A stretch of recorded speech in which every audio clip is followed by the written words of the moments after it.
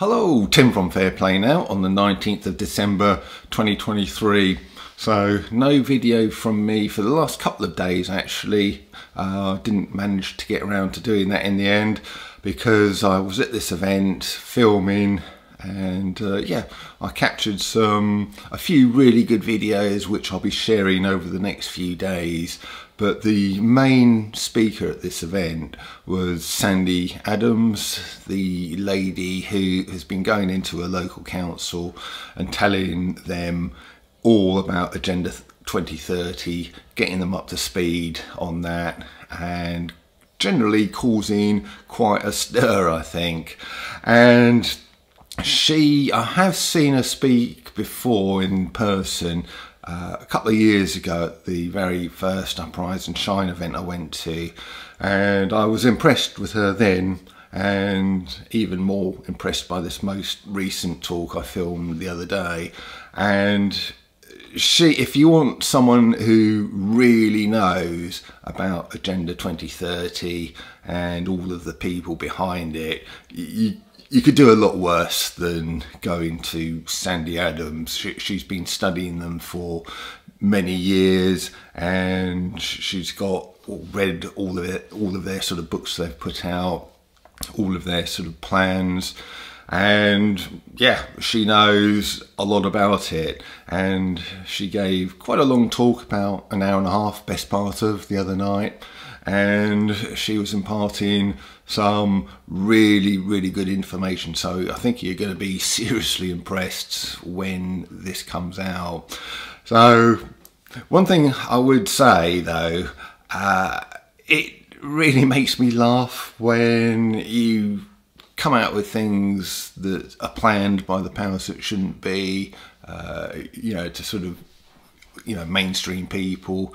You say, you know, look, you know, don't you know these people, what they want to do is they want to make us eat bugs. They want to lock us into 15-minute cities. They want us to not travel anywhere. They want to take our cars away. They want to take our heating away, our boilers away, and just give us really inefficient heating systems instead. No transport. You won't be allowed to fly anywhere. Won't be allowed to go on the train, certainly won't be allowed a car, and all of the rest of it. And eventually, you know, bring in social credit score systems, and even sort of bring down the world, you know, sort of number of people that inhabit this planet down from the figure that it is currently to a vastly reduced amount. And when you tell people this sort of stuff, they just say, you're crazy, mate, you're absolutely crazy. You're conspiracy theorists and all of the rest of it. But they actually tell you in their books and in their pamphlets and videos and all of their other documents on their websites, they actually tell you what their plans are.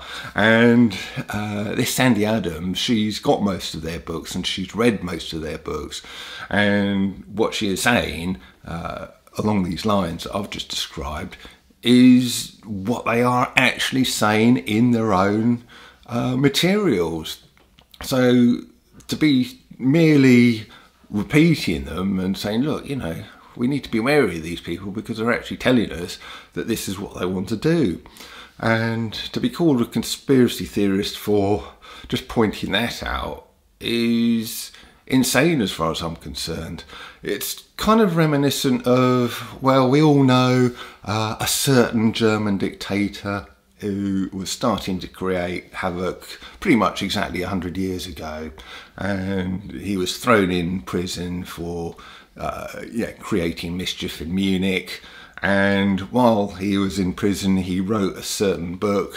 I won't mention the name, but in the German name, but in English it means My Struggle. So I'm sure you know the book. And he actually tells you in that book, so I believe, so I've been told, I've never read the book myself, but from accounts of other people who have read it and studied it, he tells you exactly what he wanted to do. He wanted to expand into the East and capture it and colonize it for German use. He wanted to destroy the Soviet Union, which he hated. He wanted to destroy communism, which he hated. And he wanted to get rid of various groups of people that, again, he hated. And he put all of this into his book. Now, when he started getting very well known in the early 30s worldwide, there was a lot of people in this country, the UK, the USA, and many, many other countries who actually respected this guy, and actually thought he was doing good and a force for good, because I suppose he had a plan of action to get his country out of the dreadful depression that the world was experiencing. So he had a lot of admirers at the time.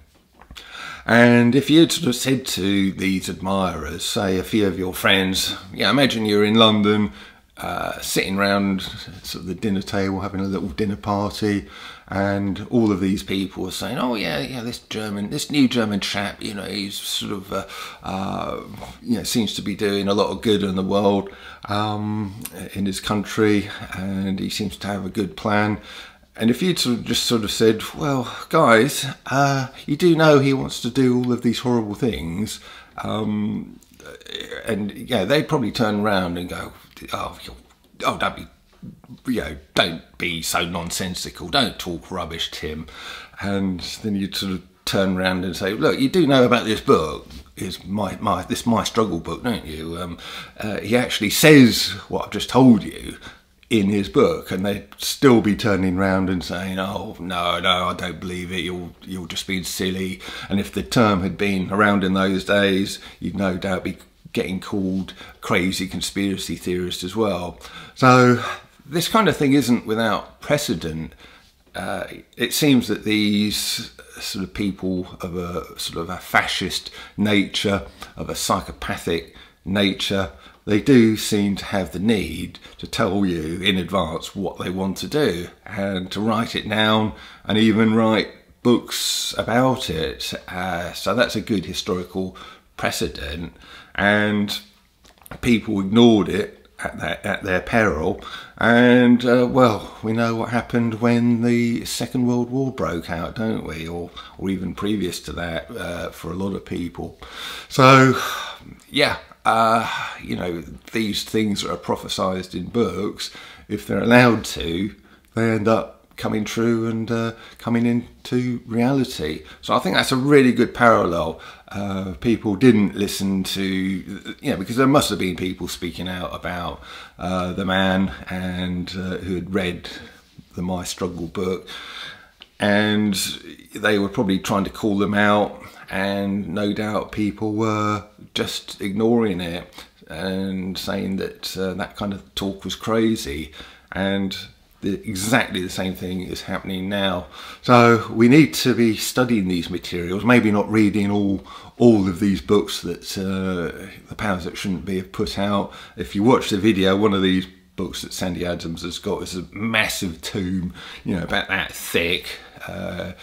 You can use it not just for a door stop, but for a doorstep to get up into your front door. It's massive, and that is just one of many books they've got telling you all about their evil plans. So anyway, I thought that was just something valuable to offer, a valuable comparison, historical comparison. And yeah, we need to take note of what these people are writing and what they're saying.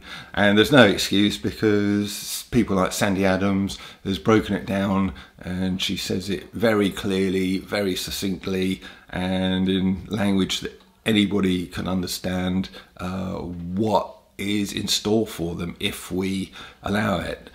But if more of us learn about this information, this what's going on, we can resist it and make sure that it doesn't come to fruition, unlike what happened in the 30s and 40s.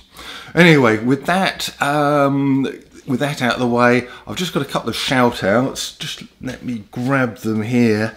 So Linda, the Canadian country and western singer, she sent me through this Christmas album. So thank you very much, Linda. Fantastic stuff, and that's brilliant.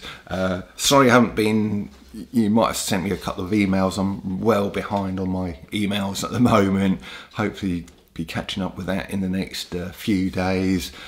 So if you, Linda, or anyone else has emailed me and you're wondering why I haven't come back yet, it's because I've been really busy with all of this filming and stuff. And then this, another shout out, I won't say her name, but she sent me this card, a thank you. It's not a Christmas card, it's a thank you card, basically thanking me for my support.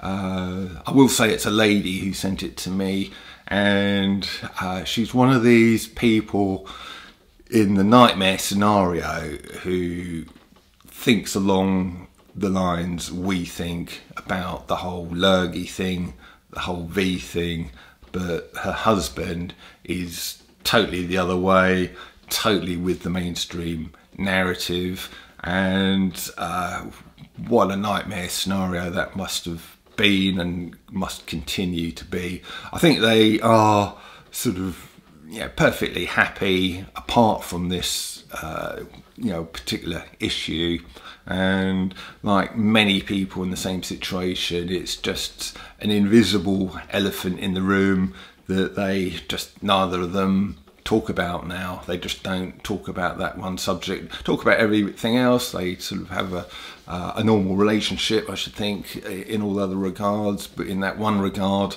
yeah, you know, the subject is verboten and they don't talk about it. And I'm sure there's many people all around the world who are doing the same thing. It seems to have become the thing to do, isn't it, with so many people.